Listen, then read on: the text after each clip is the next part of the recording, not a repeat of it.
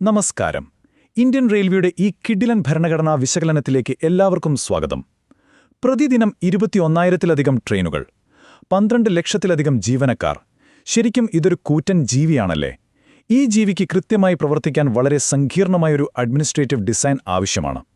ആ വലിയ സിസ്റ്റത്തിന്റെ ശരീരഘടനയെക്കുറിച്ചാണ് നാം ഇന്ന് പൊളിച്ചെടുക്കാൻ പോകുന്നത്. ശരി, നമുക്ക് നേരിട്ട് കാര്യത്തിലേക്ക് കടക്കാം. ഇന്നത്തെ നമ്മുടെ അജണ്ട വളരെ സിമ്പിളാണ്. ആദ്യം ത്രിതല മാനേജ്മെന്റ് സംവിധാനം, പിന്നെ ടയർ 1 ആയ റെയിൽവേ ബോർഡ്, തുടർന്ന് ഡയറക്ടറേറ്റ് ജനറൽമാർ, ടയർ 2 ആയ സോണൽ മാനേജ്മെന്റ്, ഏറ്റവും ഒടുവിൽ ടയർ 3 ഡിവിഷണൽ ലീഡർഷിപ്പ്.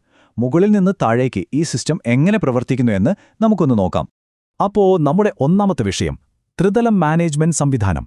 രാജ്യത്തുടനീളം ഈ ട്രെയിനുകൾ യാതൊരു തടസ്സവുമില്ലാതെ ഓടുന്നുണ്ടെന്ന് ഉറപ്പുവരുത്തുന്ന ആ 3 പ്രധാന അധികാരതലങ്ങൾ.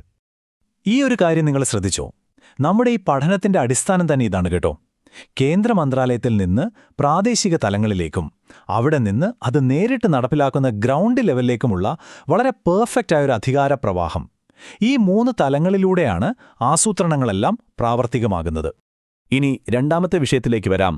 ടയർ 1, അതായത് റെയിൽവേ ബോർഡ്.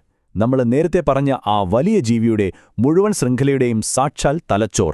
നമുക്കറിയാം, 1853 തന്നെ ഇന്ത്യയിൽ ട്രെയിൻ ഓടി തുടങ്ങിയിട്ടുണ്ട്. തൊട്ടടുത്ത വർഷം ആദ്യത്തെ പാസഞ്ചർ ട്രെയിനും വന്നു. എന്നാൽ കാലം മാറിയപ്പോൾ ഈ സിസ്റ്റം അതിവേഗം വളർന്നു. അപ്പോൾ ഈ ഭീമൻ ഘടനയെ കൺട്രോൾ ചെയ്യാൻ ഒരു കേന്ദ്രീകൃത തലച്ചോറ് അത്യാവശ്യമായി വന്നു. അങ്ങനെ വർഷങ്ങൾക്ക് ശേഷം 1905-ലാണ് ഇന്നത്തെ ഈ റെയിൽവേ ബോർഡ് രൂപീകൃതമാവുന്നത്. ശരിക്കും പറഞ്ഞാൽ ഇന്ത്യൻ റെയിൽവേ ചരിത്രത്തിലെ ഒരു വലിയ ഗെയിം ചേഞ്ചറായിരുന്നു അത്. ഇവിടെ നിങ്ങൾ മനസ്സിലാക്കേണ്ട വളരെ ഇൻട്രസ്റ്റിംഗ് ആയൊരു കാര്യമുണ്ട്. ഈ റെയിൽവേ ബോർഡ് എന്ന് പറയുന്നത് വെറുമൊരു ഉപദേശക സമിതിയൊന്നുമല്ല കേട്ടോ.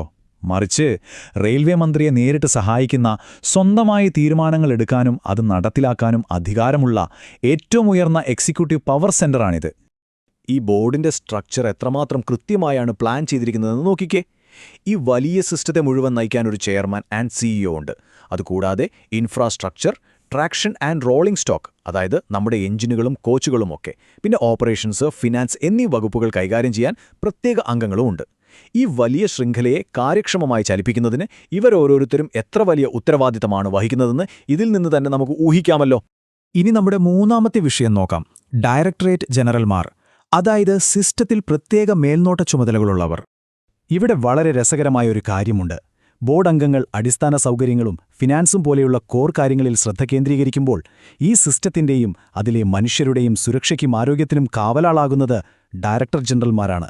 ബിസിനസ് മുന്നോട്ട് കൊണ്ടുപോകുന്നവരും അത് സുരക്ഷിതമായി നിലനിർത്തുന്നവരും തമ്മിലുള്ള ഒരു കിടിലൻ ബാലൻസിംഗ് ആണിത്. ഈ 4 ഡയറക്ടർ ജനറൽമാരുടെ റെസ്പോൺസിബിലിറ്റി ഒന്ന് ശ്രദ്ധിച്ചേ. ആരോഗ്യ സേവനങ്ങൾ, റെയിൽവേ സംരക്ഷണ സേന അഥവാ RPF, ഹ്യൂമൻ റിസോഴ്സസ്, കൂടാതെ പൊതുസുരക്ഷ. ഈ കൂറ്റൻ സിസ്റ്റത്തെ മാനേജ് ചെയ്യുക എന്ന് പറയുന്നത് വെറും ട്രാക്കുകളുടെയും ട്രെയിനുകളുടെയും മാത്രം കാര്യമല്ല കേട്ടോ. മറിച്ച് ഇതിൽ ജോലി ചെയ്യുന്നവരുടെയും നമ്മളെപ്പോലെ യാത്ര ചെയ്യുന്നവരുടെയും ഒക്കെ ക്ഷേമത്തിന്റെയും സുരക്ഷയുടെയും കൂടി കാര്യമാണെന്ന് ഈ സ്ട്രക്ചർ അടിവരിയിട്ട് പറയുന്നു. ഇനി നമുക്ക് നാലാമത്തെ വിഷയത്തിലേക്ക് വരാം. ടയർ 2, അഥവാ സോണൽ മാനേജ്മെന്റ്. അതായത് നമ്മൾ കേന്ദ്ര തലച്ചോറിൽ നിന്ന് ഈ ശൃംഖലയുടെ പ്രധാന പ്രാദേശിക അധികാര കേന്ദ്രങ്ങളിലേക്ക് ഒന്ന് ഇറങ്ങിച്ചെല്ലുകയാണ്. 18. വെറുതെ ഒന്ന് ചിന്തിച്ചു നോക്കൂ.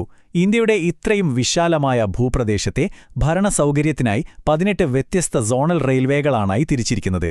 ഡൽഹിയിലിരിക്കുന്ന കേന്ദ്ര ബോർഡിന് ഒറ്റയ്ക്ക് രാജ്യത്തിന്റെ എല്ലാ മൂലയിലുമുള്ള കാര്യങ്ങൾ നോക്കി നടത്തി നിർത്തുക എന്നത് പ്രാക്ടിക്കൽ അല്ലല്ലോ. അതുകൊണ്ട് അഡ്മിനിസ്ട്രേഷൻ സ്മൂത്താക്കാൻ ഈ 18 സോണുകൾ അത്യാവശ്യമാണ്. ഇതൊരിക്കലും മാറാത്ത മരവിച്ച ഒരു സ്ട്രക്ചറൊന്നുമല്ല കേട്ടോ. കാലത്തിനനുസരിച്ച് വളരുന്ന ഒന്നാണ്. അതിനൊരു ഉദാഹരണമാണ് ഏറ്റവും പുതിയതായി പ്രഖ്യാപിച്ച സൗത്ത് കോസ്റ്റ് റെയിൽവേ. വിശാഖപട്ടണം ആസ്ഥാനമായുള്ള ഈ പുതിയ സോൺ കാണിക്കുന്നത് വർദ്ധിച്ചുവരുന്ന നമ്മുടെ ആവശ്യങ്ങൾക്കനുസരിച്ച് ഈ ഭരണ സംവിധാനം എങ്ങനെ അപ്ഡേറ്റ് ആകുന്നു എന്നാണ്. അപ്പോൾ ഓരോ സോണിന്റെയും തലവനാണ് ജനറൽ മാനേജർ അഥവാ GM. ഈ റോളിലേക്ക് നമ്മൾ നോക്കിയാൽ അദ്ദേഹം അടിസ്ഥാനപരമായി ആ പ്രദേശത്തിന്റെ ഒരു CEO ആണെന്ന് തന്നെ പറയാം. ഏറ്റവും മുകളിലുള്ള റെയിൽവേ ബോർഡിന്റെ പോളിസികളെ കൃത്യമായി സോണൽ തലത്തിൽ പ്രാക്ടിക്കലാക്കുന്നത് ഈ GMമാരാണ്. ഇനി നമ്മുടെ അഞ്ചാമത്തെയും അവസാനത്തെയും വിഷയത്തിലേക്ക് കടക്കാം. ടയർ 3, അഥവാ ഡിവിഷണൽ ലെവൽ ലീഡർഷിപ്പ്. ഗ്രൗണ്ടിലെ യഥാർത്ഥ ആക്ഷൻ നടക്കുന്നത് ഇവിടെയാണ്. 68. നേരത്തെ നമ്മൾ കണ്ട 18 സോണുകളെ വീണ്ടും വിഭജിച്ച് ഇപ്പോൾ 68 ഡിവിഷനുകളാക്കിയിട്ടുണ്ട്. എന്തിനാണെന്നല്ലേ? വളരെ പെർഫെക്റ്റായ ഗ്രൗണ്ട് ലെവൽ മാനേജ്മെന്റ് ഉറപ്പാക്കാൻ. ഈ 68 ഡിവിഷനുകളാണ് ശരിക്കും ഫീൽഡിൽ പണിയെടുക്കുന്നത്. അതുകൊണ്ട് ഇവിടെ നമ്മൾ മനസ്സിലാക്കേണ്ട ഏറ്റവും നിർണായകമായ പോയിന്റ് ഇതാണ്. ഈ ഡിവിഷനുകളെ നയിക്കുന്ന ഡിവിഷണൽ റെയിൽവേ മാനേജർമാർ അഥവാ DRMമാർ അവരാണ് യഥാർത്ഥത്തിൽ ഈ സിസ്റ്റത്തിന്റെ നട്ടെല്ല്.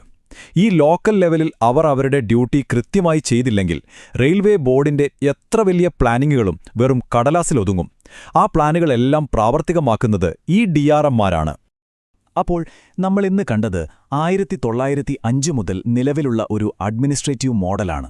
വെറുതെ ഒന്ന് ആലോചിച്ചു നോക്കൂ, മുകളിൽ നിന്നും താഴേക്കുള്ള ഈ അതിഗംഭീരമായ സംഘടനാ മികവ് ഇന്നത്തെ കാലത്തെ ലോകത്തെ മറ്റു വമ്പൻ സപ്ലൈ ചെയിൻ സിസ്റ്റങ്ങൾക്കും വലിയൊരു പാഠമല്ലേ? തീർച്ചയായും അതെ. ഈ വിവരങ്ങൾ നിങ്ങളുമായി പങ്കുവയ്ക്കാൻ കഴിഞ്ഞതിൽ എനിക്ക് അതിയായ സന്തോഷമുണ്ട്. എനിക്കൊപ്പം ചേർന്നതിനും പുതിയ കാര്യങ്ങൾ പഠിച്ചതിനും എല്ലാവർക്കും വലിയൊരു നന്ദി. മറ്റൊരു